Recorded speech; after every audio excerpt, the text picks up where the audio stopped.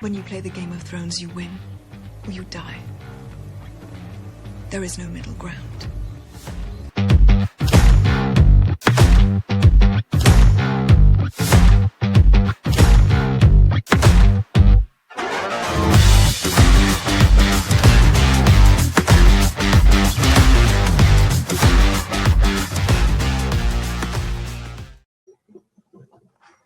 Hello, I'm telling myself this at the beginning of every episode is do what I did on the previous episode. We were precise. We didn't break step by step of everything.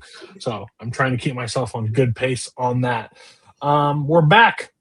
4 episodes of The Americans. 3 episodes. What? 4 Justifieds. 3 Americans. Or Justifieds. 3 Americans. 2 Game of Thrones for some goddamn reason. Because Game of Thrones got 10 episodes.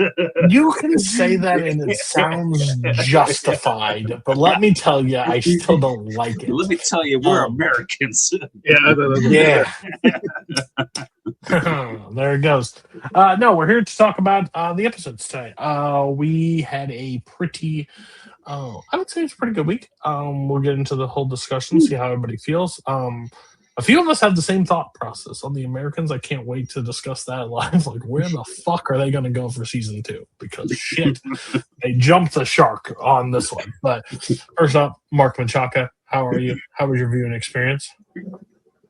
Oh, not bad. I'm just gonna hear the same joke here. I was about to make the same cold joke over here. We're all bearing down for the cold storm again. Like it just, we just can't. I don't know. Like, hopefully it's not that bad. And just go below freezing like twice, and like that be like that. That's the maximum what could happen over here. Hopefully. Hopefully, Mark does not lose power and can't watch the next episodes of these shows. Mark is still pissed at Ted Cruz, even on our live episode, first episode of the Hedge Night of the Night of the Seven Kingdoms, and now tonight. People don't realize that he's basically our protector. He just has to be here. Fair enough. You may have just made some people in the community throw up loudly, but they don't live in your state, so you know what? Makes sense. I don't make the rules. I just know whenever he goes to whenever he leaves the country, bad stuff happens. So clearly he needs to stay. Stay in the States, bitch. Next up, Matt, how are you? How was your viewing experience? Doing good. Yeah, I think the shows they're starting to pick up some speed here. They're getting towards the end of their first seasons. So yeah, it's gonna be some good stuff. How about you, Cody? How you doing? I was good. I was nervous about 4 episodes of Justified. I did a kind of a perfect blend this week, is where I did 2 Justifieds, followed by 3 Americans, and then followed it back up with 2 Justifieds, and then saved the Game of Thrones for basically last. Because if I don't, we're going to watch all of it in the span of a week, which I will do. I know myself. So yeah. But on the first note is, yeah, it was a good week. It was a good overall week. I'm really curious. We talked about it off call. I just don't. Before we bring up the Americans, I just don't know where they're going to go. I've seen this now. Me and Mark seen Americans for the first time. Mind blowing that Matt watched season 1 and said, "Fucking out, bro. Not gonna watch this." Like, this is the one season. I'm like, damn, I'm mad that I didn't watch this one prior. Because I think it's really good so far. Again, it can fall off a cliff at any point. But I'm really curious where it goes. But yeah, they're doing everything that I would have guessed a show with this subject matter would have tackled. So, want to get into the first episode? Yeah, let's do it. So I think we're going off American Season 1, Episode 8, Mutually Assured Destruction. Philip and Elizabeth must stop an assassin from taking out key U.S. scientists, while Stan and the FBI hunt the same man.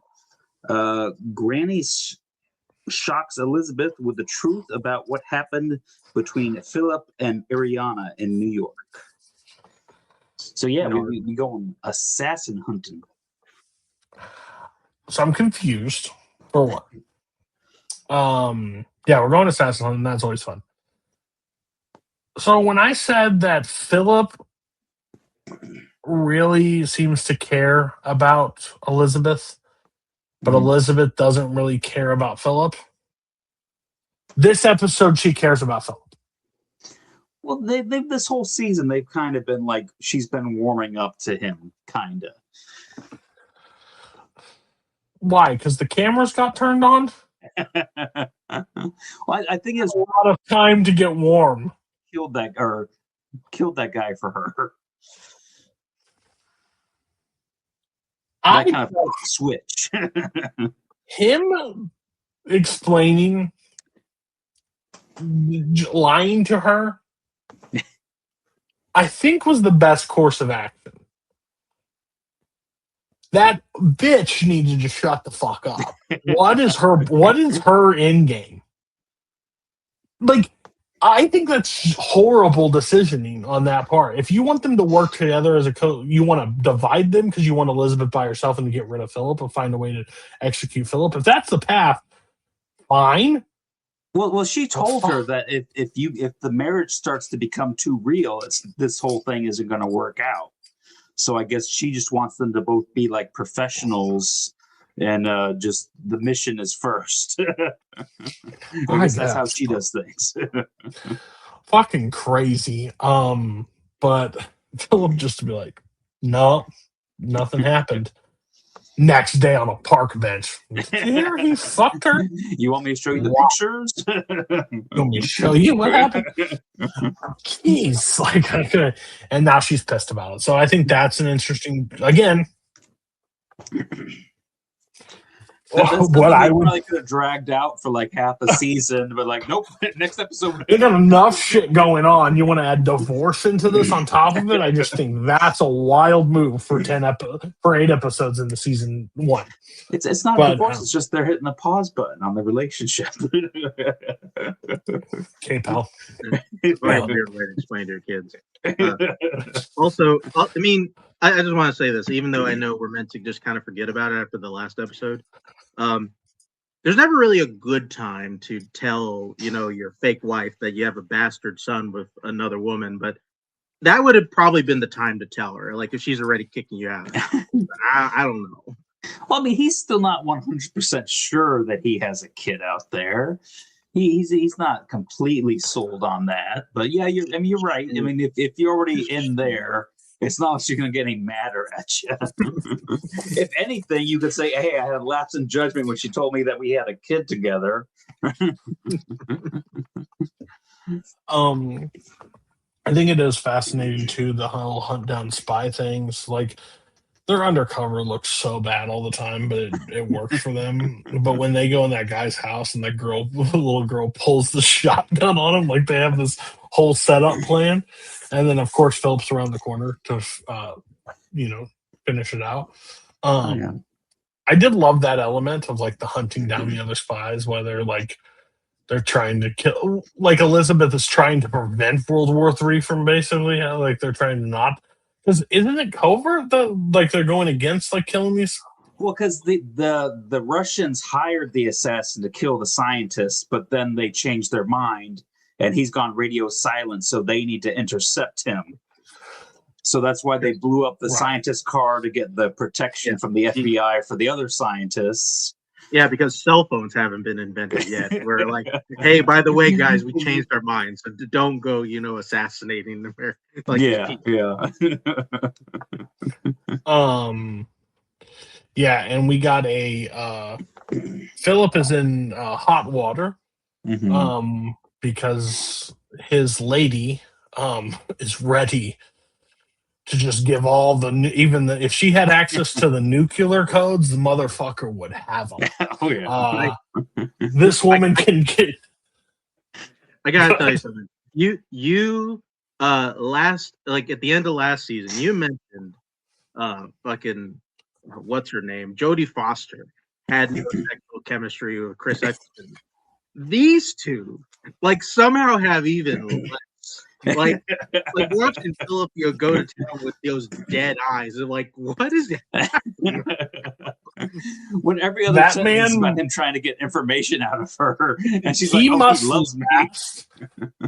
Listen, I'm not saying that he should have, but he should have put a camera up to show Elizabeth that this means fucking nothing. Because this man could last 7 hours. Oh Because he is just not doing it. He is dead-eyed behind her the entire time. Like, she goes to lay on, I love you. Fuck off, bitch. Like, And he there's is just, no way his wig and stuff is staying on this whole time he's over there sleeping over and stuff.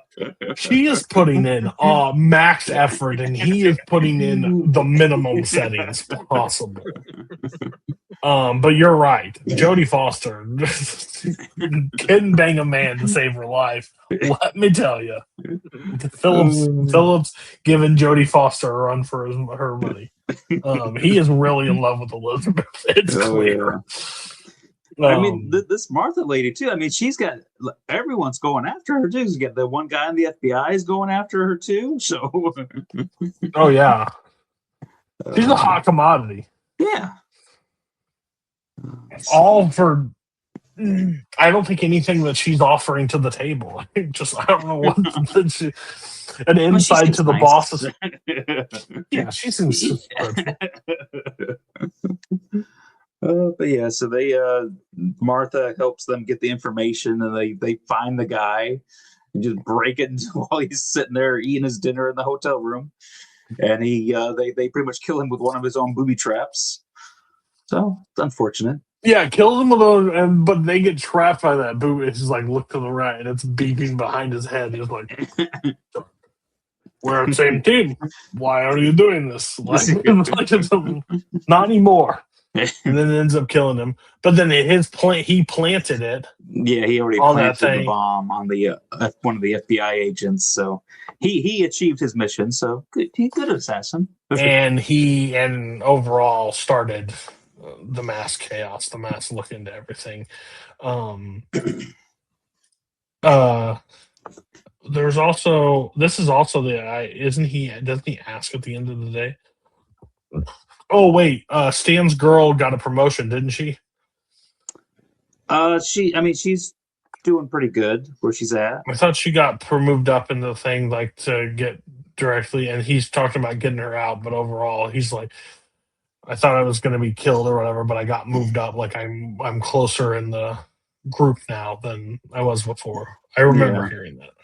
And in this episode too, like, Stan's boss is like, "Oh, hey, we got an apartment that you can meet her in now." So yeah, this poor guy was struggling to not have sex with her, and then they just give him an apartment so that they can meet up. Well, he understood that, this will get him to shut up about getting her out of the country. Like, he's not true. Like, he's not going to be worrying about that now. They're just getting it on,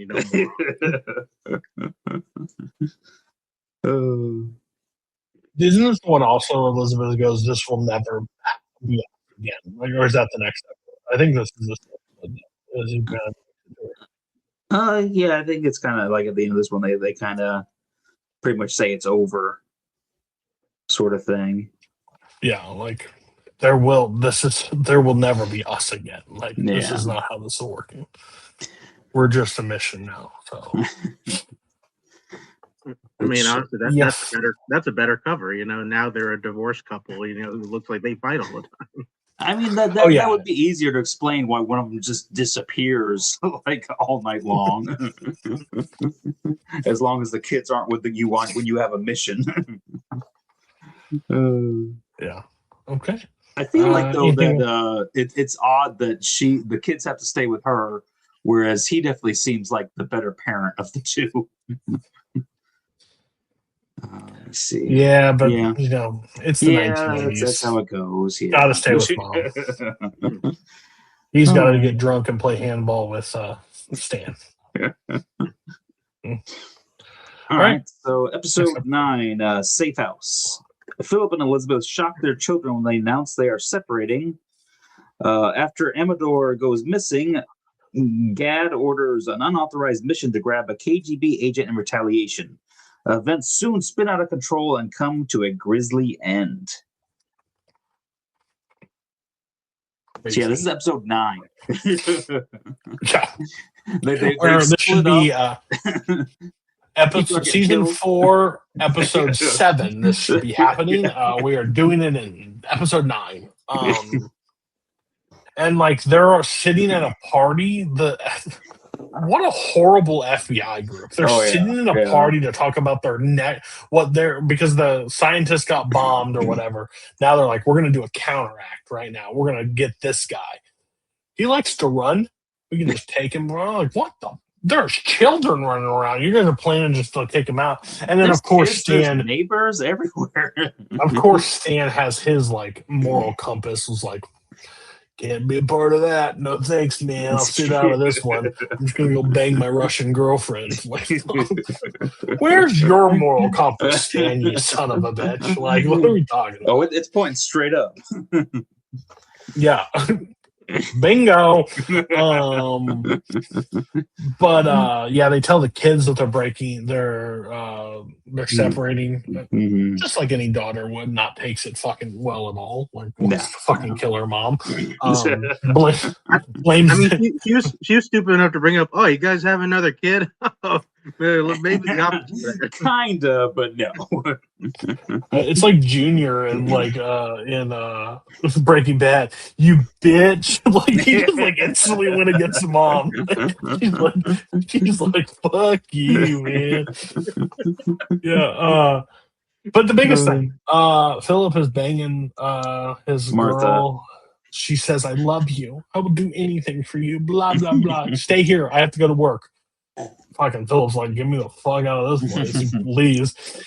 And this episode, kind of watching him, because they got him a list. I think one of the biggest things we forgot last time, he ended up getting the people that they're looking into, the people that looking. She gives him a list. Assassin, and he's kind of like watching where she goes, watches her go into a restaurant, watches her go home, and then he walks out, and they're like, "Hey, let's go downtown." I'm not gonna fucking do. One, I would have been like, "What crime? Like, what, banging your ex-girlfriend is a crime? Like, tell me what that works." They get into a tussle. He thinks he's just a nerdy guy that's banging his ex. It turns out he's KGB. He takes that knife and plants it right into his fucking chest, like in stomach. Don't say chest; it's stomach. You know, we've had challenges like that before. But overall, and that's one, I think where he stabbed him, I laughed really hard because I'm like, not one person sees this. No building, no walkthrough, no drive. I mean, she's got like an apartment in like the middle of nowhere. So, but he's around people with buildings and like they have levels, and he's just like struggling to get this body into the thing. And I'm just like, not one person sees this. Okay, pal. Cody, you've never had to put a drunk friend into your trunk. not in many odd years. But then he ends up getting him back, and he calls Elizabeth, and like it seems like he's trying to treat him, like save him, but fuck off. He doesn't want to kill an FBI agent. Bro, I'm sitting here this entire time when that knife went into his chest. I was like, yeah, you gotta kill him now. And they're like, no. I was like, how else do you walk around, Phil? You're going to put on some of those disguises that you've been wearing for a while? I mean, also, he's at the point, I was like, well, if we got to kill this guy, we might as well interrogate him, see what kind of information we can get out of him. Yeah. But then Elizabeth comes, he's going to his car, moving his car back to his apartment, wipes all the prints down, and Stan finds the car and goes, there's no prints on it. What? And then his boss like, what? He's like, you think he'd wipe his own prints down? Something's not right. We'll look into it. We'll find him. Like, no big deal. Like, buddy, he gone. And then that has a moral compass of saying, nope, I will not kill this other guy. I'm going to fucking make sure we capture another guy, and I'm going to have full involvement in this.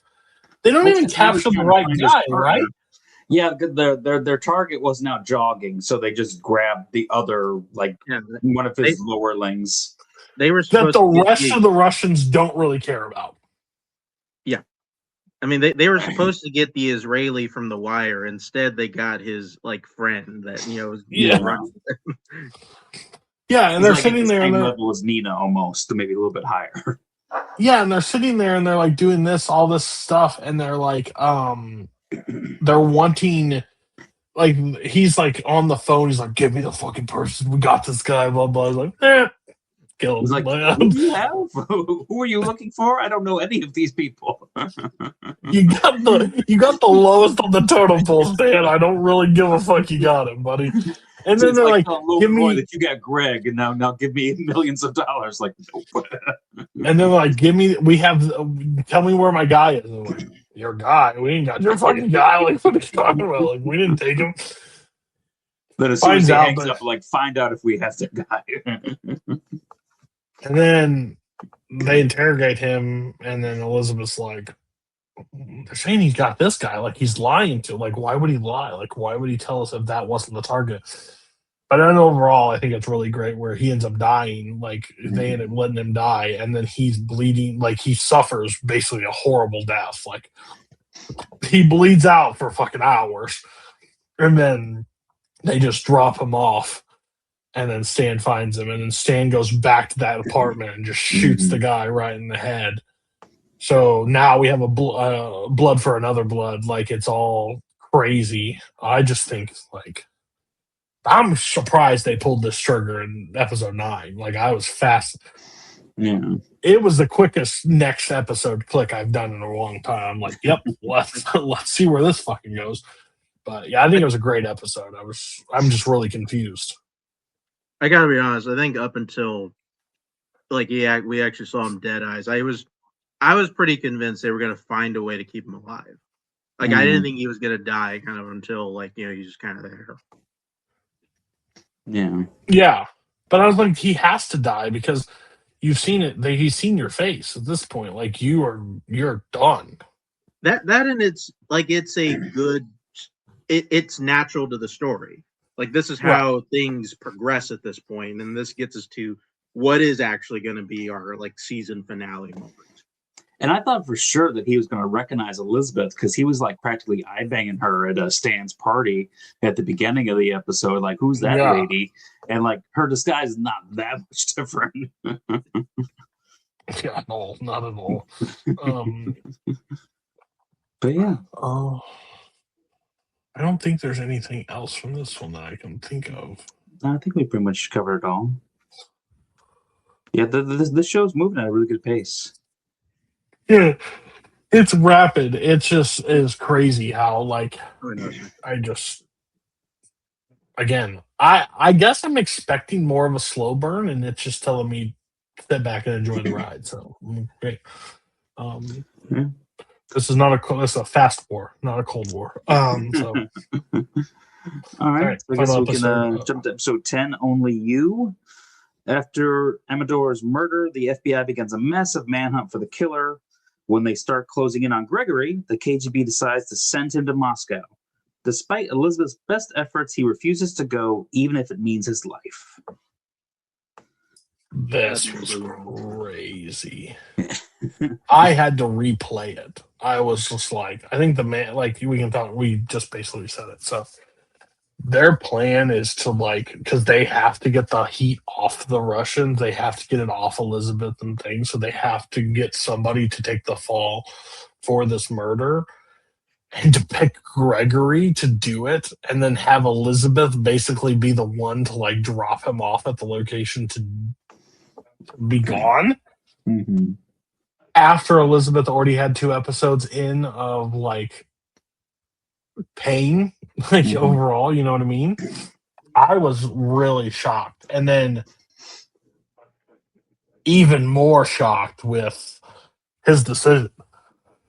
Yeah, I mean, Moscow seems like a nice place. I don't know why you wouldn't want to go check it out. As long as you got a warm coat, you'd be all right. 1980s African American man in Russia doesn't sound like fucking a dream. I mean, what wasn't one of our shows set in late 80s Russia, and most of that didn't that not go well? I think it depends on what part of Russia you're in. Yeah, I don't know how close, but yeah, we're not history, we're not geographical experts on this. I mean, I feel like it does at some point it affected all of Russia. That's probably true. Yeah, I'm not defending that. That's probably you're not wrong. But for Gregory to like basically say fuck that decision, I'm not going there. Like I'm going to go out on my own terms. Mm-hmm. Just crazy to me. Like especially after the handler like told Philip, yeah, if he's not going to go, you got to kill him. But Elizabeth's like, no, let him go. Philip busting that door with that gun is like, I fucking don't have to, Elizabeth, get out. You don't have to worry about shit, and puts that silencer on. Also, like, I just love, like, I know the time doesn't work exactly, but her saying we planted all the stuff in your law thing, we've done this, and he's like, you guys don't mess around. I don't know how long in time from him leaving to the cops pulling up and going, oh, we got our guy. I guess they're not at the apartment. They're not at Gregory's apartments. That makes a little bit more sense. Yeah, they're like at a safe house. But like, I just love when they both leave and stuff, and like they look suspicious as fuck every time they leave anywhere. I'm just like, again, they're not Vladimir and like something else. So we're like, I think it's them, but like everything's screaming Russian to me of these people. Yeah, but for him to die basically on his own terms by taking the gunfire, I don't think he kills anybody. I think he wants to do his last stand. He dies real quick. But for Elizabeth to have to deal with it, I think that's a character arc that is really, really good right now. Yeah. Is because you get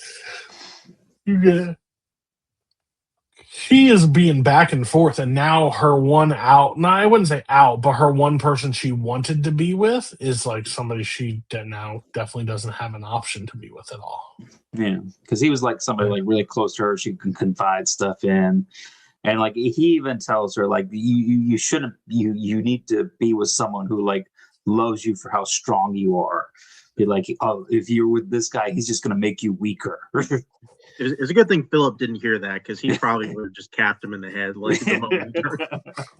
Am I strong enough for you now? Yeah, what about now? This episode also has Nina S. Stan what happened to the guy who was like friends with her that Stan killed, and Stan's like, oh, I don't know, I'll look into it and see what I can find. Last time I saw him, he was enjoying a nice juicy hamburger. He seemed to be having a good time. Yeah, shot him right in the fucking head. like Stan, you son of a bitch! Like, you are a motherfucker. Stan sucks. Like, if we're being real, Stan really does suck. Like, I mean, his partner just got killed. Stan has been through. I mean, I can't remember if it was this episode or the last episode where he tells Philip about like how he was like doing hard drugs like in Motel 6s when he was undercover. Yeah, he was undercover for years with like the Klan members. So I don't give a we're fuck. Lucky he's Stan not like is still Cole up in here. Sure, Stan lost somebody. That's fair. That's fine. Stan is also a fucking dickhead, like with his decisions. Just with like creating stuff that doesn't need to be the problem. Like, like his wife.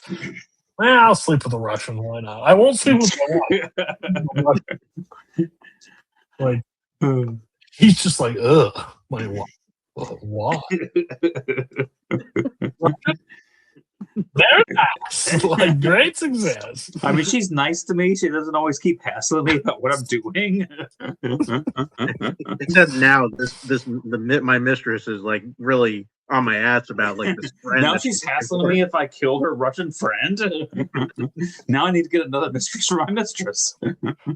Or I can go sleep with my wife, I guess. One of my all-time favorite moments in this episode was when she comes up and she comes home and she's like, oh, I bought a wok. And the daughter's like, why? It's like, to cook Chinese food. Oh, we lose dad. You leave dad, and now you're gonna cook Chinese food. Like, it's this weird. Haven't we been punished enough? Yeah, all things are changing now. Is that what you're telling me? Interesting. No fucking thank you. Oh, that was hilarious. But Stan does go on a mission to find like who's involved in this murder, and then do you think you guys don't believe that Stan believes it's Gregory, right? Well, I Or do mean, you think he has closure with it? He put Because when he's looking at those boots of a dead Gregory next to his computer or whatever, so I think that's a little bit of closure for him, I guess. Yeah, but when he's looking at those boots and seeing it, like he doesn't feel like he was, because he was on the path, like he was doing his own investigation to lead down the path to try to find him. And I don't think he figured it was Gregory that led to the path. I think he thinks it was Russian. I think so. Well, I mean, did they I may be wrong. He's I haven't seen it. Involved with the Russians at all? I don't know. Well, he's like even telling that one guy, he goes, I don't even think you know you're working for the Russians. I think you just think you're doing this. But, like, it is Russian involved. Like, that's why you killed who you killed. Like, so that's why I'm like, I just, if it comes back up, I wouldn't be surprised. Yeah. Well, but his face doesn't scream. His face doesn't scream that he's satisfied with finding out. But, yeah. Mark, you got anything? Not really. I mean, I do think on that one either way. Like, that could be like a really cool, like, down the line thing. It's a thing that's gnawing at him, and then eventually he realizes maybe it's Philip. But like, they're moving through stories like much quicker. They're probably going to get to like it's probably something like he's going to keep. They're going to have him sitting on a toilet and looking at a book and just like figuring it all out. No, Philip's just going to walk up to Stan while he's dying and be like, "By the way, I could have saved him, but I didn't." Like, and this will be like episode 3 of season 2. Right. Okay. Well. You guys ready for the long haul? Because I think we have some good episodes this week. I'm curious to see what you think. All right, so we'll start with Justified Season 1, Episode 7, Blind Spot. Raylan and Ava survive a hitman's attack, and Raylan suspects the Crowder family is trying to get revenge on Ava, but are his own biases clouding his judgment. Bum, bum, bum. Well, Mark, this is your favorite show that we watch, so why don't you take the first one? I mean, listen, I like the beginning of it, a lot. Whenever he comes in there, clearly talking about like killing somebody and like burying them out. Oh yeah, the hardware story. Like, that's good. Yeah, but he's making it seem like he's hunting deer. Like he's maybe fooling somebody for like the first sentence. And then just Helen just comes in with a shotgun and be like, "Hey, get out of here." So is this something that I may be wrong about, but I want to put my prediction out there. Is he now going to move to not shooting people? And then when he finally pulls it out, it was actually justified in the thing. Well, I mean, he can't kill someone every episode. He was on a really good trend for a little bit. But now, if you notice, every time that somebody's getting physically close, he uses a different form of takedown instead of shooting. Yeah. He's going to pull up that gun at one point, and all the audience are going to loot. It was justified. And then I'm going to kill myself. One of the wildest openings to this episode that I've seen in a real, I just was rolling my eyes the entire time of a TV moment. Guy walks in and goes, "You got any rope or shovel and this and that? Just for somebody." This is, and then they pull a little shotgun on him. I just suggest you leave town. I'm like, what is this shit? He's just trying to warn her, that's all. He cares about her. It seems like all the people in that family care about her. Yeah, one way or another. But yeah, then like I said, they get assassin comes in there, I don't know if we want to call this guy an assassin. Someone breaks into the bedroom and starts shooting at him with a shotgun. Yeah, somebody starts pelting the fucking thing. And then all of a sudden, shoots at this guy, but he doesn't kill him. So yeah, he does. Yeah, you're right. He wounds him like a deer. But yeah, they're trying to send a message to her. Or to, not just a message. They're trying to kill her. Well, yeah, because then the sheriff helps Raylan, because we do find out that this town does actually have a sheriff. So the sheriff and Raylan go and try to get to the bottom of it. They go and talk to that guy, but he wasn't. He's not bleeding, so it's not him. So that's when Raylan goes and has his Hannibal Lecter moment with Boyd, and Boyd kind of is like, you would just assume that they're going after Ava. You were there. You got plenty of enemies too. And Raylan's like, oh shit, yeah. Yeah, like, and peek behind the curtain. That sheriff, I didn't trust him as far as I could fucking throw him when he showed up on the set. I'm like, this dude's fucking corrupt as fuck. Like, no doubt about it.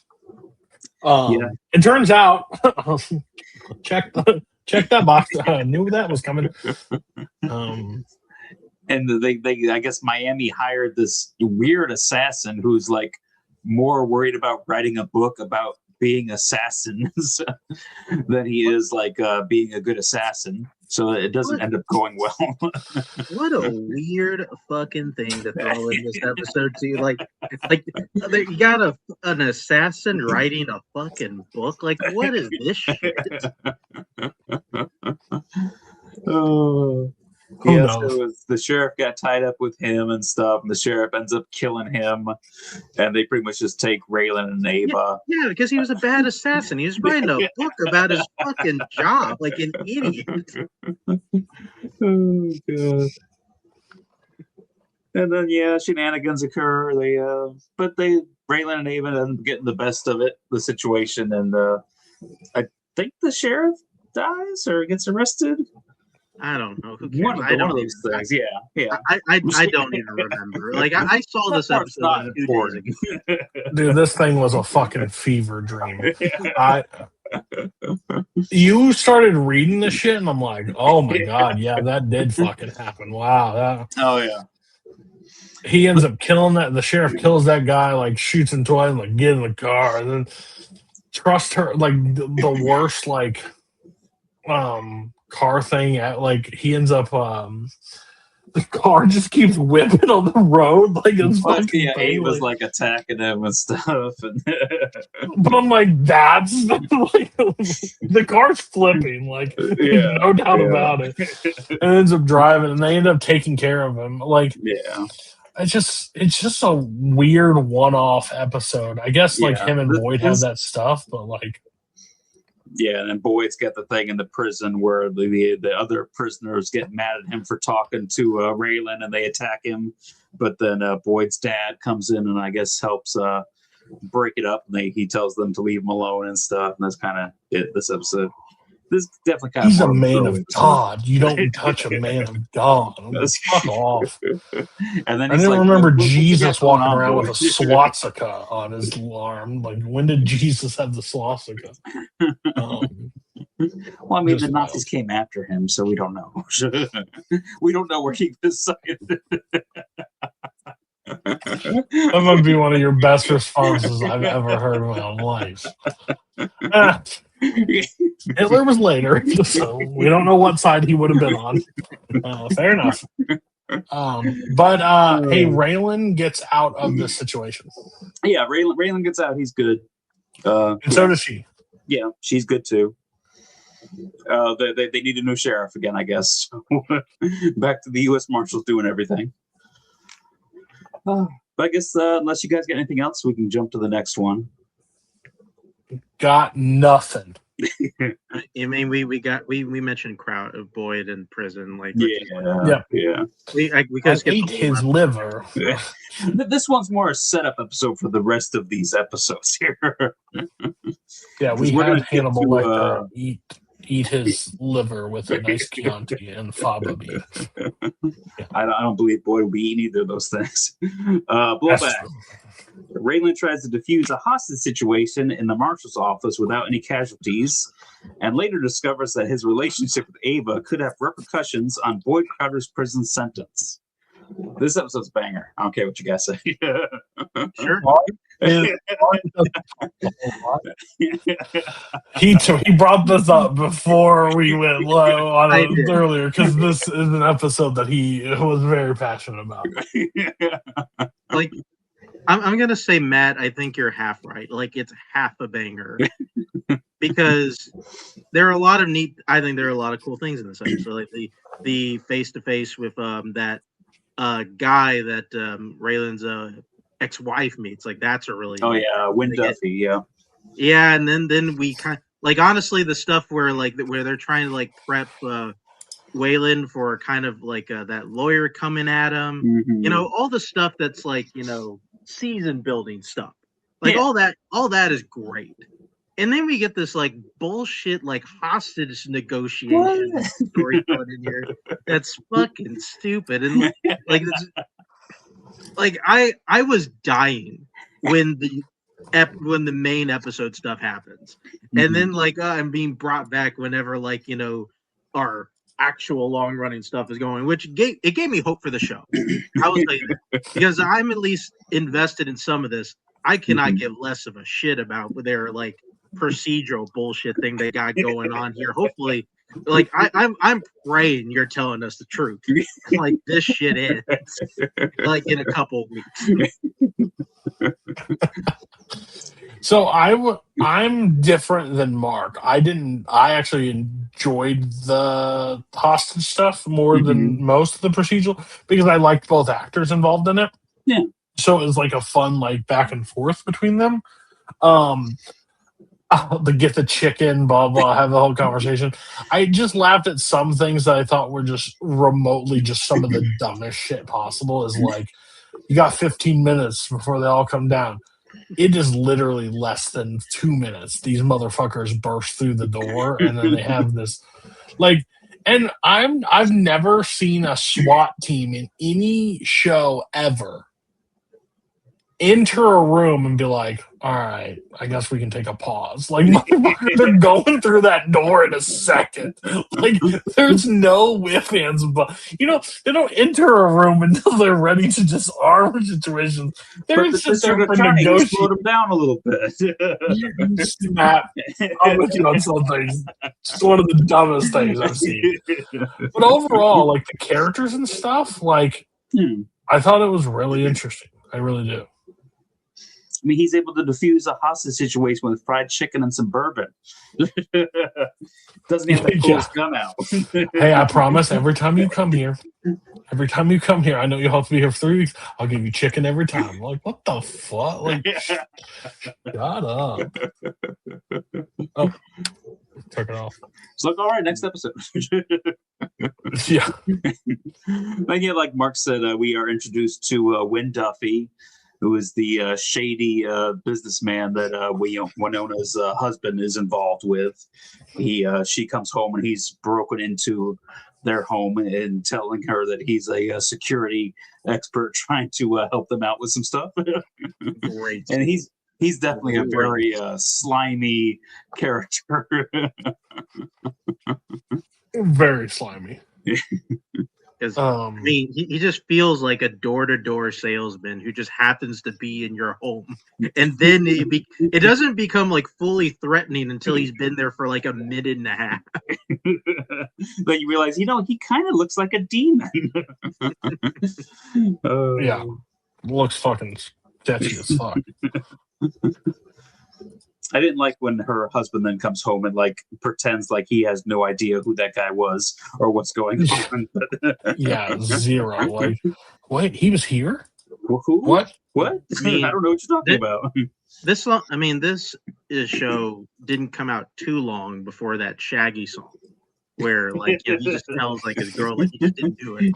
Like, I also thought, well, he ends up sitting down with that guy at the end too, the lawyer, and he's like, Do you want to have anybody No, we're fine. Just go through it. All right. So what about these and the pictures and these? Like, we got like, oh fuck! Like, you got way more information about like the shooting and stuff. But he's like, yeah, we got all these pictures of you with Ava. So now they're going to be able to make it look like you tried to kill Boyd with her. So we're going to let Boyd go. Yeah, and that's just a weird thing. And then I was like, oh, how does he get out? This is how he gets out. Because they have that thing, too, is like, if you're over there 6 months or whatever, we're not keeping you, we're just letting you go or whatever. Like, in the thought, I was like, that's the dumbest rule ever on the history of anything. Like, if you're incarcerated and they can't withhold you anymore, they're just going to let you out. Well, that's because they were throwing out some of the cases and anything that was like, the people had like less than 6 months. It wasn't worth doing the whole retrial thing. So, I mean, and that's how his dad gets out too. I'm like, oh God, like what are we doing here? That was also a great scene where like the dad like confronts Ava like in that diner. I love that too. Yeah. Like, honestly, the episode started great. Oh yeah. So the only thing you disliked was the negotiating scene. I could not stand him. Oh, that's good I stuff. didn't like it. You didn't like that it was just like taking attention away from the like actual story stuff? Well, it's just like we finally like it felt like the show was finally getting going. Mm-hmm. And we were starting to establish like actual like, you know, episode to episode like long running story. Yeah. And then we just get this like oh yeah, I'm telling you, that's right, my kid. It's like if I had a kid, I'm like, what the fuck is going on here? I mean, he's got to do his job. Whatever. And he showed the other guy that he could do a job without shooting somebody. So listen, I watch a lot of football. Okay, and like if I'm watching a player that's, you know, really good at like catching the ball, like I'm not going to ask him to block a whole lot. But, you know, I feel like we're just kind of hamstringing Waylon here. Like, you know, he's not meant to be, you know, the smooth talking guy. Like just give him a gun and just have him shoot everybody. And like that's how problems get solved when he's around. Oh yeah. All right. Well, hey. And then the lawyer tells Raylan just stay away from Boyd, and then at the end we get Boyd walking out of prison, and Raylan's there to greet him as he is a free man again. He says he'll find a way to put him back. He's not good at doing what he's told. Like literally every time he gets an order, he's like, I'm going to do the opposite of that. Yeah, because even his chief told him he could shoot the hostage taker if he had a good shot. Right. All right, so I think that'll take us to episode 9, Hatless. While away from the marshal's office because of a forced vacation, Raylan comes to the aid of his ex-wife after she is threatened by dangerous loan collectors who are looking for her husband. Bum, bum, bum. So Raylan is on a forced vacation, which he starts off by drinking and getting in a fight with 2 assholes at a bar who kind of kick his ass with the help of a 2x4 and take his hat. Oh, I get it. Hatless. So now we have to have Raylan this whole episode with no hat and see how he can do. He lost some of his power. Yeah. But yeah, this one's good. I honestly like this episode quite a bit. I thought it was a lot of fun. I mean, sure. I mean, honestly, there is something kind of interesting in the sense that he's not technically on duty, and he kind of treats the entire episode like he's not really a cop, and he doesn't really like go about it in like any like real professional capacity. He's just kind of like almost like a PI in this episode. I thought it was kind of neat, and like they kind of turned kind of what they were doing a bit on its head. And also I really enjoyed the side plot of like his ex-wife's husband having to deal with like loan shark type people. I just thought that was a really fun story to dive into. Oh yeah, and instead of going to Raylan for help, he goes, and I guess he went to college with a football player, so he's going to get him to go and help be intimidating when he goes talks to Win Duffy and associates, which kind of backfires a little bit.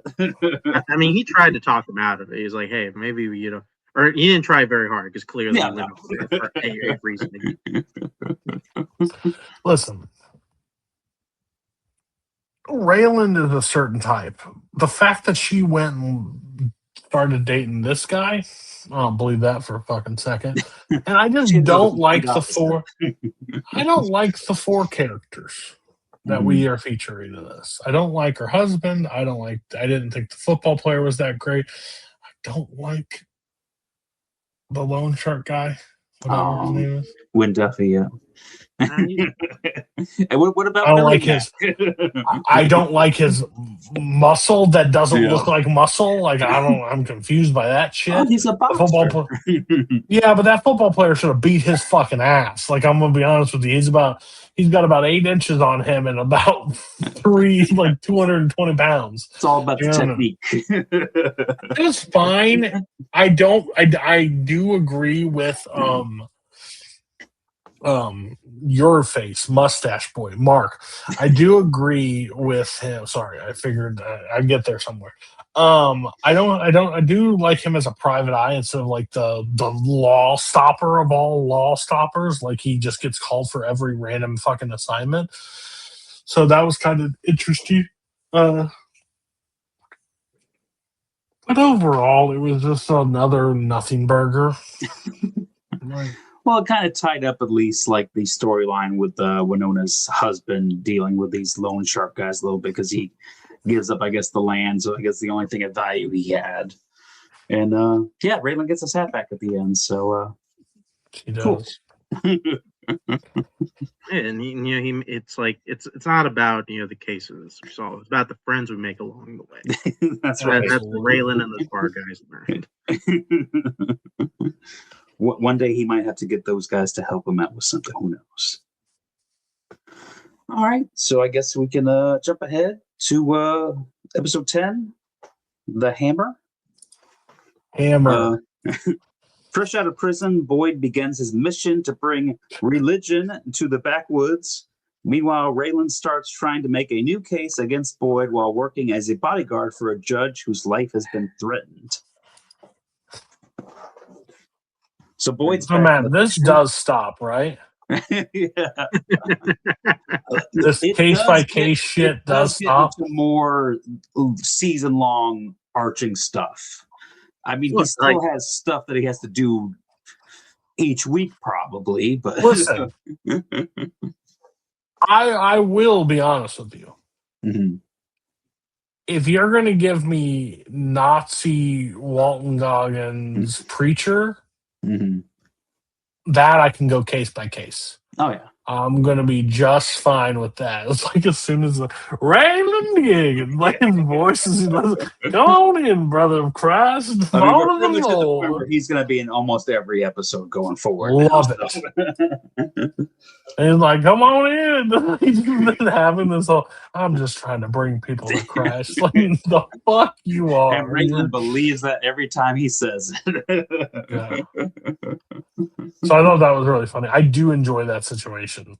Yeah. What I didn't need is this fucking weird fucking judge shit that the girl's sucking the poison out of his leg and then like him like this is a rough episode for me. Like the half and half. Yeah. Keep me on Walton guys, I'm having great. Fucking switch me to Raylan stuff.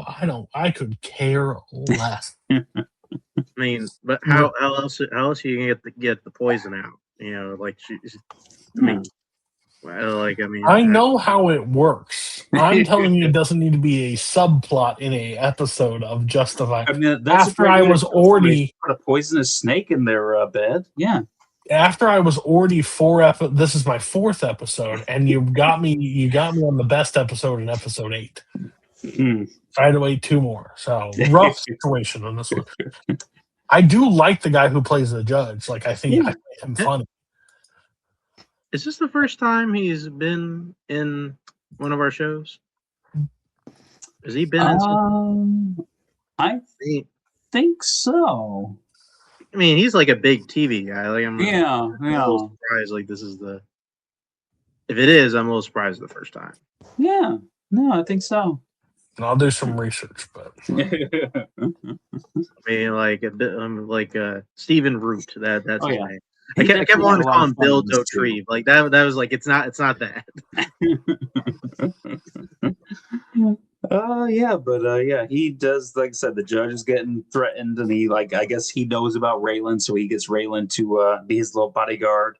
Even though he keeps trying to ditch him most of the time anyway, so he can go out and hook up with strippers. I mean, as one would. And then Boyd, he's got his little. He got a cult pretty quick going because he's been out of prison not very long, and he's got a whole bunch of people out there living in the woods with him. And they this episode they threaten a meth lab to stop their evil ways, or they'll come back and blow them up. Which Boyd is true to his word. Well, I mean, listen, I liked how he was talking. Where like he said you went over to his place, said you were going to blow up his meth lab. That's not true. I went over there and told him that they tend to blow up from time to time. I was just warning them. Stephen Root has already been in one of our shows, at least by my research. He was in 2 episodes of Succession. Oh yeah, I think he was like at the thing where they're trying to plan like the next presidential nominee or something. I think he was there. He was in season 3 and season 4. So yeah, I think he was involved in like the presidential storyline. All right. Yeah, it's still weird though. It was he is in a lot of TV. That's for fucking sure. It got to the point HBO really liked to use it. Yeah. As Cody watches more TV, you're going to find a lot of actors are in a lot of TV. Oh, that's what I brought up. I think it's like that one thing that's very well known is like I've heard the term TV actor before. That thing is fucking true as shit. They are all like there's so many crossover things. There's been so much crossover at this point. I don't even do the we're gonna have a major crossover once we get to season 2 of these shows. But yeah, so Raylan's got the thing where he's trying to get the preacher from the first episode to testify that Boyd blew up the church, and he finally gets him to agree to it. And he's like, "Yeah, you just got to tell me what he looks like so I can identify him." He's like, "Wait, you didn't get a good look at him?" I was like, "No, it was like night, and he was like 100 yards away." I was like, "Well, God dang it, I can't use you now." I was like, "I'm gonna get him. I'm not gonna get him that way."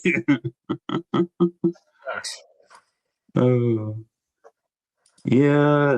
They figure out the whole judge thing is a guy that this judge is a hard ass, and he came back to bite him in the ass. But they figured all that out too. So whatever. Deadbeat dad. And pretty much like the other thing is that so is everyone pretty much Boyd's cousin and his dad and Raylan, they're all pretty much like, what are you doing? What's like your master plan with this whole religion thing? And he's acting like it's just, hey, I'm trying to help people, but it seems like Boyd's up to more than that. So we'll see. I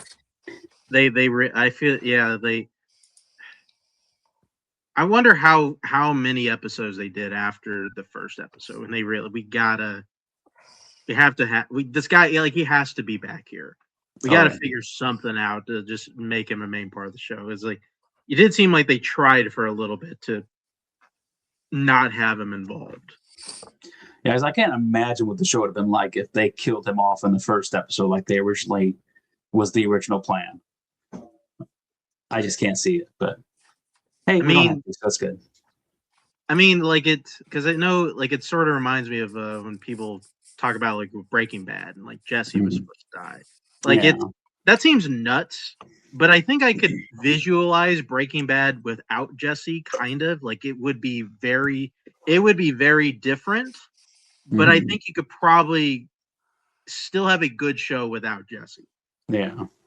I can't even imagine what this show would look like without Boyd Crowder in it. Yeah, Like, no.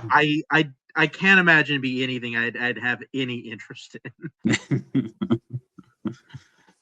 I just want to, on the record, if you ever utter those words again, that Breaking Bad could be successful without Jesse, you might end up like Walt at the end of that. Okay. I mean, if anything, El Camino proved that the show could have been successful without Walt. So there you go.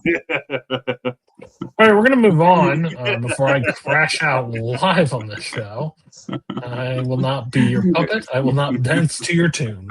All right, so let's jump over to Westeros, episode 6, A Golden Crown. While recovering from his battle with Jaime, Ned is forced to run the kingdom while Robert goes hunting. Tyrion demands a trial by combat for his freedom, and Viserys is losing his patience with Drogo. Pretty good episode. Yeah, just minor things happen. I do love how the episode opens, not breaking it down by step, but when Robert is like sitting over Ned in the bed and he's like, and then Cersei's like, you know what your wife did? Yeah, by my orders. And they go back and forth. Will you shut up? And he smacks her. And he's like, how about we just switch roles? You wear the gown and I wear the and he just smacks her. Damn it, woman. And then he's like, he leaves the room. He's like, now put it on. And if you don't, I'll pin it to fucking Jaime Lannister. He's like, she will die and I will hear no more of it. Now put it on before I put it on fucking Jaime Lannister. I'm like, yes. Robert's man knows what he wants. And he knows how to get it, basically, is how he always does.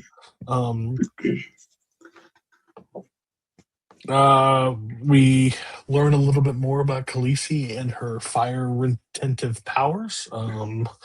She grabs that egg, and then her friend's like, "No!" Bitch, been holding it for 10 seconds. You held it for a second and burned your hand. Like, oh yeah, that bitch is different. That bitch is different. It's a cool pattern for a burn, so that'll scar up real nice. Yeah. And she, I guess technically she just got unemployed by the end of this episode because she doesn't have anybody to really like serve over. So times are a little different for her. Oh yeah. But they gave a lot of people stuff to do. I mean, Bran got his little horse armor stuff, and Rob and then we see Theon took him out. wildlings for the first time. Since the first episode, at least. On the first episode, yeah. Since then, yeah. Did we see a wildling in the first episode? I mean, technically, we saw a wildling in the first episode. Oh yeah, no, those were Night's Watchmen that fled. Well, no, I mean, they were dead. And, fair. But they were White Walkers at that point. They lose that title once dead and moving around. Yeah, that girl is not considered a wildling, but a human wildling for the first time. Yes. Not undead. And then I do love that. Rob, what's his name? I always know the second name. Theon. I always call him the second name. And then he shoots that arrow, and then Rob gets mad at him. It's like, what? Like, what do you want me to do? They already had their little tip about it and stuff. Like, bitch, what are you talking about? Like, I saved him. What are we talking? Like, there's no big deal here. Like, everyone seems to be nice to Theon until they're not nice to Theon. Tell me about it. And then one of my all-time favorite moments of this is season 1 is Tyrion in the jail cell. It's like, I will give you gold. No gold! Seriously, have you ever heard of Lannister? A Lannister pays his debts. I will hold you gold. And then he's like, I want to confess my crimes. Oh, that's a great scene. I milked my I'm pretty sure my sister ate it. What are you doing? I brought the jackass into a You tried to kill my son. Oh, of that I am innocent. I did not do that crime. But I have done many more. I want a trial by combat. And then, okay, Sure. It's like, I want Jamie Lannister. Send him for him. No, it'll be today. And then we really get to meet one of the best characters in Game of Thrones. We meet Bronn, and he is just, I'll fight for the guy. It's like, fine, I don't know, bro. He sees an opportunity, and he's gonna go for it. Fucking brutal too, like a fucking it's a good brutal fight. death. Yeah, A good yeah. fight. Achilles tear basically, and like a fucking stab down the throat. And throw him down the moon door. You do not fight for honor. It's like, Oh, I fight for money. He fought for honor. And your son got to watch somebody fly out the moon door. You should be thanking me. Your son's entertainment is here. No. He didn't get to see the little man fly, but it's good enough. I do love when Tyrion's like walking out and takes the gold and chucks it to him and like always pays my debts. We think also we'd be get remiss. more sword dancing in this episode. Yeah, We get some great quotes. What do yeah. we say to the god of death? That's right. Not today. He is such a good character. I love. He's one of my favorite characters. We'll discuss it later. Can we just talk about this as a whole? Of Ned Stark is a very dumb individual. Later on, I'm going to nominate him for Bad Guy of the Week. Oh, for this coming episode. For these 2 episodes, yeah. Okay, that's that. No, you have a case. You have a case because he is a guy that is not made for Game of Thrones. Mm-hmm. He doesn't know, and how he's still alive this far into Game of Thrones is crazy to me. Well, it's because he was up in Winterfell this whole time. But even like going through the Robert's Rebellion and doing all that situation, and how he is loyal to an absolute fault. Like he is loyal, soldier, but he's not a good because he doesn't see the bigger picture. Yeah, and he doesn't see the bigger picture while everybody else is screaming, "Hey, fuckface, don't do this! If you do this, this, and this will happen." He's like, fuck it. But it's not the right thing to do. Send 50 men to make the mountain face his crimes, and then have Tywin Lannister before the crown. If he doesn't arrive in a fortnight, then he will be banished an enemy of the crown. I was like, the Queen's dad is what you're going to do when you've sat on that throne for literally 6 minutes, and you're throwing out treasonous claims to the Queen's dad. Which the that crown he owes him like so much money. So much money.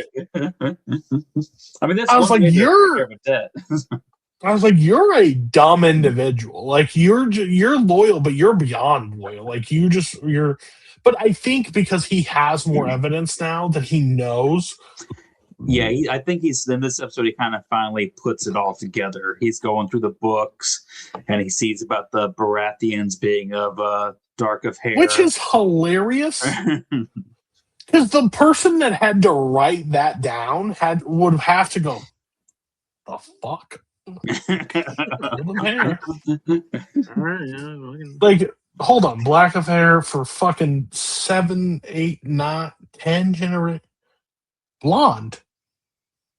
Oh, Cersei's genes must be strong. The fuck? Like, and like, the funny thing is, everybody else in the place, no one's gonna question it. No one thinks this is just weird looking.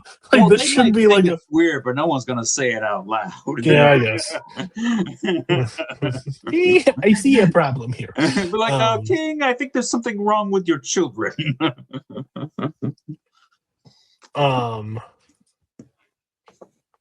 Yeah, and then we get, Magic. I think, what the episode is title for.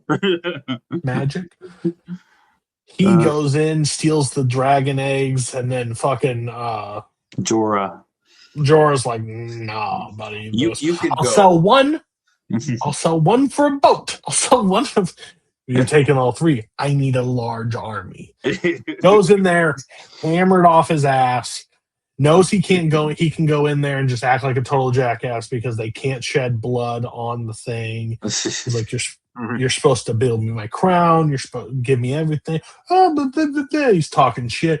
He gets into Danny's face, and then they break his arm. Doesn't like that so much. Break his arm, melt down some gold, and give him his crown.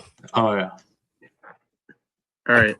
It's for a king. I want to say this, and Cody, yeah, you're good guy of the week, Khal Drogo. Can we start a new thing?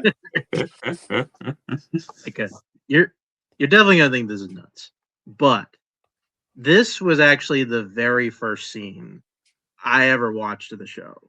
Like I had to.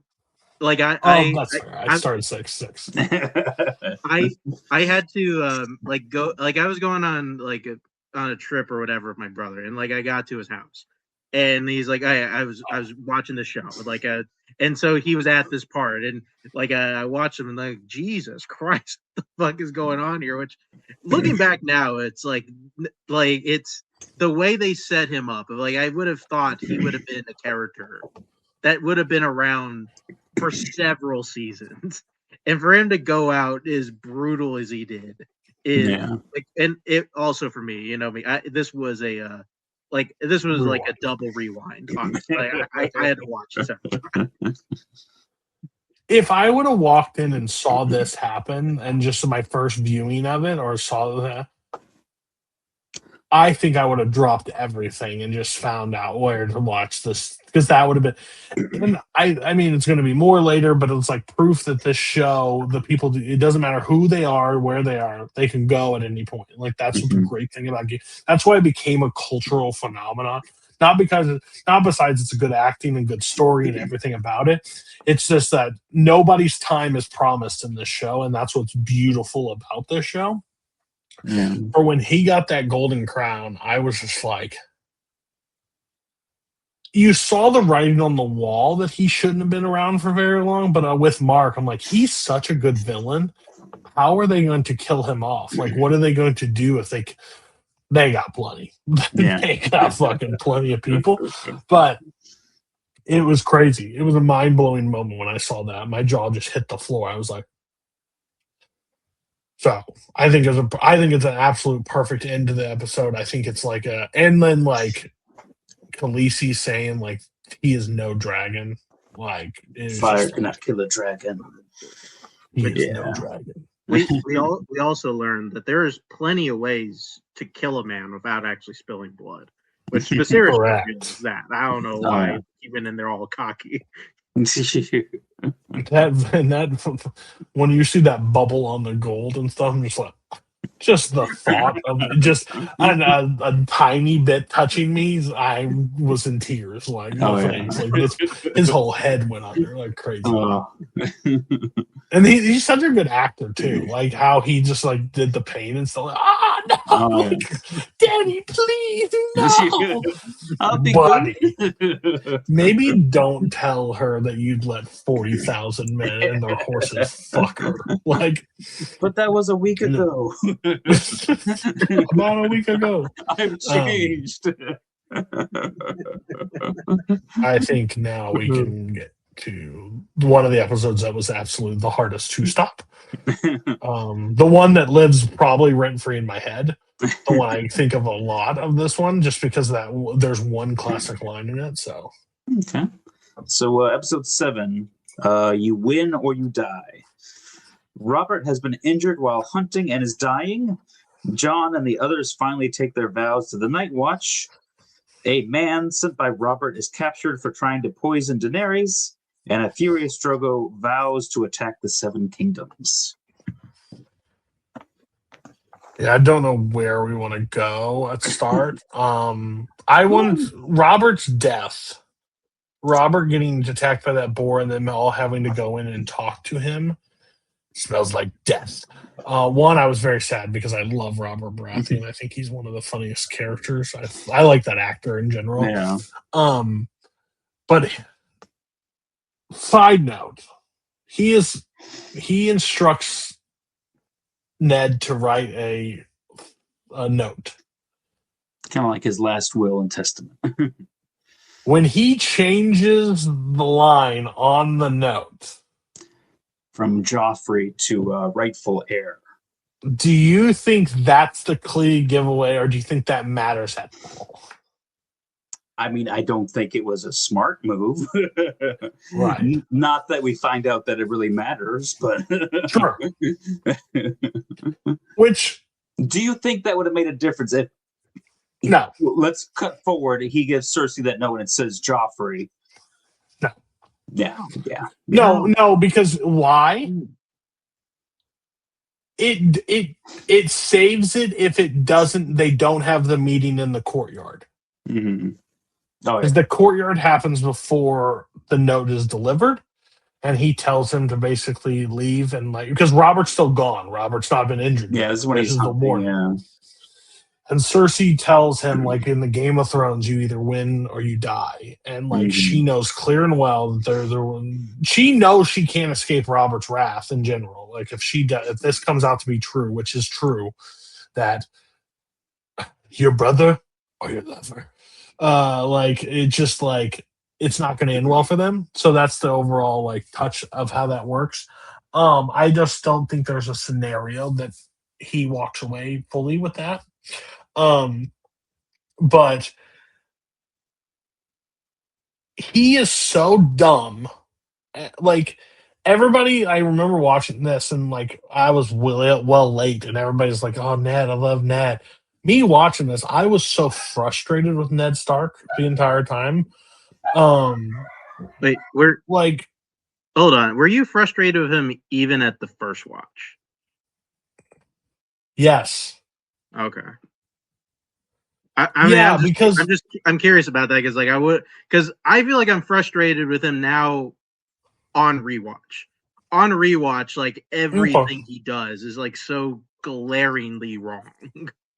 I think you guys have done enough shows with me at this point. I look at more things a little in the lot. I not saying you guys don't look at it logically, but that's how my brain processes it. And when the situation happens later, it makes perfect sense in my brain of oh, of course, that's the logical move of this situation. But my thing is, he is presented with an option. And the only person that understands it full and well is Renly. Renly tells him, we have to take the castle tonight. If we do not take it tonight, we will not have a shot. And he's like, no, we will not. We will present this because I have it in seal. There are enough Kingsguard. There's enough of my people that will respect it. I can do this way. And Renly's like, no, that's not how this game works. You're going to lose. So then when it presents that Robert has died, and he gets the message that Cersei and Joffrey are in the throne room, knowing that they've already taken the thing, what he believes is he is going to hand that note. Everybody's going to be like, that's fair. All right, Ned, you're now the leader of the Seven Kingdoms. That's not how the Game of Thrones works. The chess pieces have already been moved around where Ned is now on his back foot. What I love about that scene is that Cersei doesn't even deny the note or try to say this is a lie or a forgery or whatever. She's like, "What is this fucking bullshit? You think this is gonna work? You think this is your protection, Stark?" No. Because when I first watched it, those are the king's words, and she's like, "We have a new king now." When I first watched it, the shock still happens. The shock still happens for all of it. Even if I don't blame the situation, the shock still happens. I'm just like, what a fucking idiot. God damn it. These slimy sons of bitches all around this place just look questionable as fuck. I wouldn't trust any of them. The only good Lannister has been kidnapped when watching the show live, when I watched it the first time. And they all told him. Renly told him. Littlefinger told him. Everyone told him. And he's like, no, we're going to do it this way. This is we're going to do it the correct way. Stannis should be the king. It's like, No, Stannis sucks, dude. And he's also like a month away. Like Stannis can't do anything for us today. And I'm standing there the entire time frustrated at it because I'm like, no, we're going to do this the right way. We're going to do this the other way. How the fuck did Robert become king in the first place? Mm-hmm. Because a sword went to the back of the fucking current king, and you guys put somebody in place of the king. And even Cersei goes, "You should have. You're still holding back that you didn't sit down on the throne. Mm-hmm. Like on that day, like you went up there, you could have sat on it, but instead you passed it to Robert, and now you're in this situation. You didn't want this." Yeah, and then you're trying to want this in the correct way while nobody else is correctly doing this. And she gave him the opportunity to just bend the knee and go home. You can go run Winterfell. Bend the knee, tell him he's the true king, and you go live out your days in the Winterfell. Which Robert's already dead, so who else are you protecting in King's Landing anymore? Bitch, you lived there forever, like without any involvement. Like go be with your children. But again, they hold so much. But it's not the right thing to do. But he doesn't think about anybody else either. He doesn't think that he has 2 other kids that are currently in King's Landing right now. Mm-hmm. Like he hasn't sent them back. He thinks he's got the Night's Watch or whatever, the City Watch or whatever is on his side, thanks to the Littlefinger and his help and stuff. So he thinks he's got it. He thinks he's playing 3 moves ahead. That line that still sits to his head is when they turn on him, they stab all his men yet again. Mm-hmm. He already lost some of them, he loses everybody. And then Littlefinger puts that knife to his throat and goes, "I told you not to trust me." Fuck. Yeah. Like that was like, these episodes all have shock moments, but that is when I was like, this is the political intrigue that this is. It's not the battles or the sword fights or this. This is what Game of Thrones. This is why people sign up for Game of Thrones. And it was just like my jaw went, oh my god. It's definitely one of the best cliffhangers of the show. Mm-hmm. It's just like, bam. Fuck face. I mean, we were in the rest of the season's cliffhanger, so we would have been in the same situation regardless where we left off at this point. But yeah, that's just one storyline in this episode, and it's an absolute insane turn. And like he sits there and just talks so cocky and so arrogant to her, and like she already has everything put into place before he even knows what's going to hit her. Like, you don't think she was planning her succession plan before Robert was even ill? Like, she had this thing. He was going to go at some point anyways. She just like went by his own intuition. Kind of knew what she was doing. Now, is it ever revealed? I don't remember this. But again, this slow breakdown is like making me analyze more things than ever. Mm-hmm. It was the Squire set him up to like get injured, right, with the line? Oh, yeah. I mean, it's pretty much inferred. I don't know if they ever flat out say it. They don't. It's not like one of those things. Oh, yes, he put him on. Yeah, but like Ned looks at it, and I never paid attention to Ned's look as the story's being told, and he's like, yeah. So he basically sets him up to die. He gets hit. He was already off to the hunt when he had the conversation with Cersei, right? Or was he about to leave for the hunt? When Ned talked to Cersei about all that stuff. He was already gone. Okay. He was already gone. So that means that she already had that plan.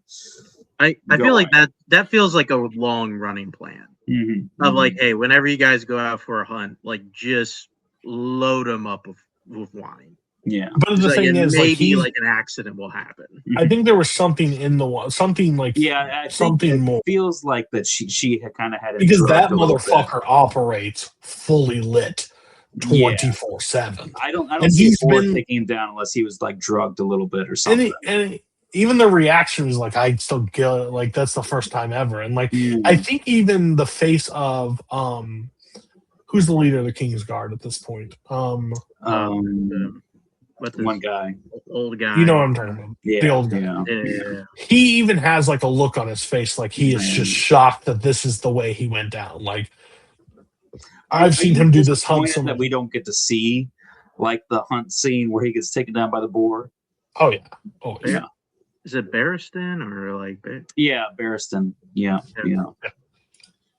Good job, Mark. I wanted to mention this because I just probably should have done at the beginning of this, but want to get to it. Make sure we mention this anyway. Is we get also one of the all-time character introductions at the beginning of this episode to Tywin Lannister. Of that conversation he has with Jamie, and he's field dressing a deer too. Like while they're talking about it, he's like, "Does it bother you when they call you Kingslayer?" If we learned anything from Cody during Succession, this is going to be one of his favorite characters. Because this is basically Logan Roy. Yeah. Except there is one thing he does that later I will not respect or condemn. But yes, 100%. And you really get to see how Cersei and Jaime and Tyrion are all the way they are just from this one scene with Tywin. He took your brother, and he's like, why? And the question I have is, why is he still alive? And then since there is like a lion does not concern himself with the thoughts of sheep, like it wouldn't have been clean. So like, what do you mean? What I don't care about, what does he say? He's like, oh, you care about my brother? He is a Lannister. He may be the lowest form of Lannisters, but he's still a Lannister. Yeah. I love Terrence Stamp. I think he is just one of the greatest actors. Like I love him. Charles Dance. I said Terrence. Yeah. Charles Dance. I'm not good at trivia, obviously. All right. I would wait until afterwards to correct you. Let's wait that up for like a couple hours. I saw both your faces look like a shock, so I clicked the IMDb page. I was like, yeah, Charles Dance. Charles Dance, I love as an actor. I think he's so good. Terrence Stamp, is he an actor? Yes. Yeah. Yes, okay. He's the old Zod, yeah. Oh, he was an old guy. Got it. Bingo. But I love him I think he's so good. I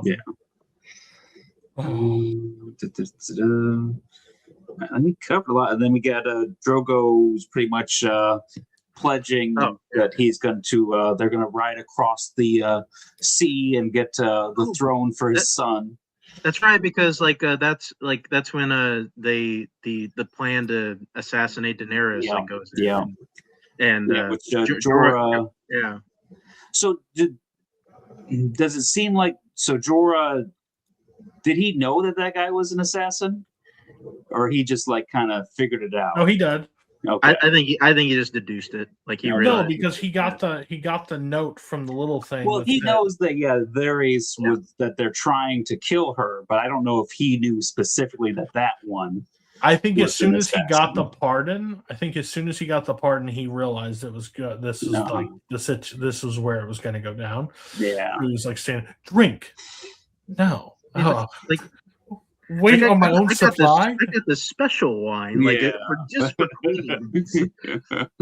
Wait a second. Drink. And then fucking what a brutal Dothraki. Just strip him naked and make him walk behind by being pulled by a horse. Like fucking brutal.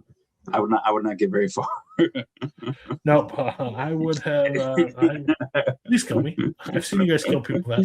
We also get to see Jon Snow get made into a steward and lose his shit. A steward. How bad of the best fighter of all of them.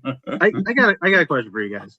Did you believe Sam at that moment that when Sam's telling him, "No, I think you're being bred for command," or do you watch that scene and think he's just blowing smoke up his ass? I think Sam's smart enough to kind of see the bigger picture, at least in that regard. Yeah, maybe, but I think he's trying to get him to stay, because if he leaves, he's fucked. That's true too.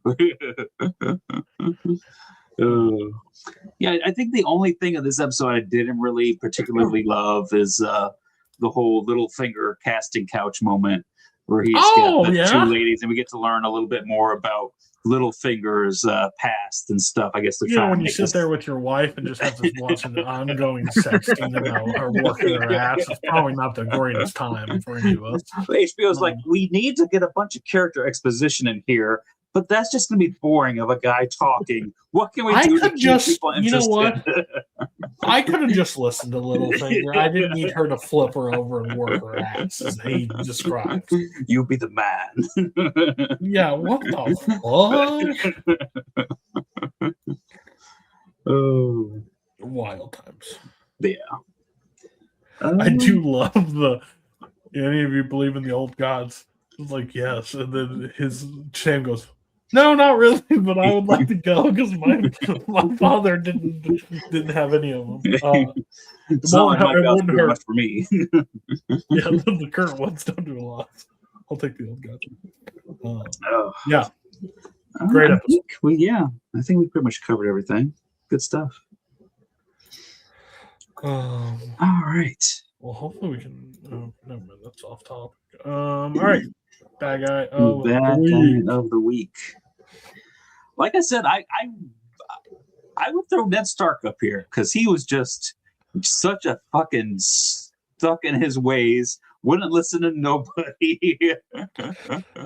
he trying to think Robert's of dying words and changed them when he wrote down rightful heir instead of Joffrey. I said there would be nobody else from other shows, but I would game the Americans. Stan would be close for me. Yeah. And then also the girl that tells Elizabeth that that's fucked up. But if I had in Game of Thrones, tell you who it couldn't be. I guess you could say Cersei, but yeah, Cersei's pretty bad. Or Littlefinger. Oh, Littlefinger. He's got to be that guy.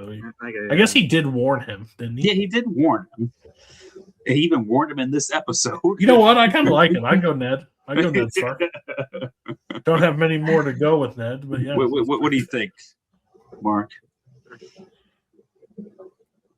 Yeah, somebody else. That's a good one. I would lean Littlefinger a little bit. I can't. Although, and you're bringing up all the stuff for Ned. I can't defend any Ned stuff here because it's just it is.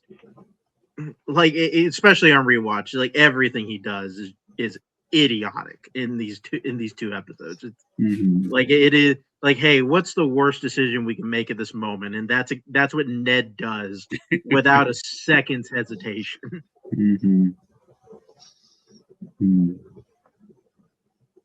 Yeah, I think that's good. Yeah, let's give it to him. All right, Ned, you got it. All right.